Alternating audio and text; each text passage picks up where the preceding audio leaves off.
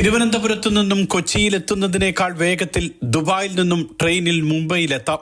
അവിശ്വസനീയമെന്ന് ആദ്യം തോന്നാമെങ്കിലും ഇത്തരമൊരു പദ്ധതിയാണ് UAE national adviser bureau limited മുന്നോട്ട് വയ്ക്കുന്നത്. നിലവിൽ 4 മണിക്കൂറോളം പറന്നാൽ മാത്രമാണ് വിമാനത്തിൽ ദുബായിൽ നിന്നും മുംബൈയിലെത്തുന്നത്. ഇത് അണ്ടർ വാട്ടർ ട്രെയിൻ സർവീസ് 2 മണിക്കൂറായി കുറയ്ക്കും. മണിക്കൂറിൽ 600 മുതൽ 1000 കിലോമീറ്റർ വരെയാകും വേഗമെന്നാണ് റിപ്പോർട്ടിൽ പറയുന്നത്.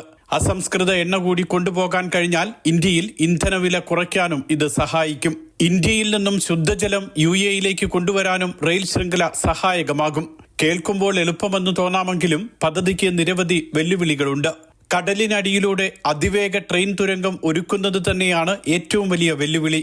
പേർഷ്യൻ ഗൾഫ് വഴി അറബിക്കടൽ വഴിയാകും 2000-ഓളം കിലോമീറ്റർ നീളമുള്ള അണ്ടർ വാട്ടർ പാത. ഇത് കടന്നുപോകുന്ന പ്രദേശങ്ങളിലെ രാജ്യങ്ങളുടെ സഹകരണം, കോടിക്കണക്കിന് ഡോളറിന്റെ ചെലവ്, സുരക്ഷ എന്നിവ പ്രധാന വെല്ലുവിളിയാണ്. സാധ്യതാ പഠനവും ശാസ്ത്രീയ പരിശോധനകളും ആദ്യം പൂർത്തിയാക്കും. പദ്ധതിക്ക് ഇരു രാജ്യങ്ങളുടെയും അനുമതി ലഭിച്ചാൽ നിർമ്മാണം പൂർത്തിയാക്കി 2030-ൽ തന്നെ സർവീസ് ആരംഭിക്കാനാകുമെന്നാണ് UAE നാഷണൽ അഡ്വൈസർ ബ്യൂറോയുടെ പ്രതീക്ഷ.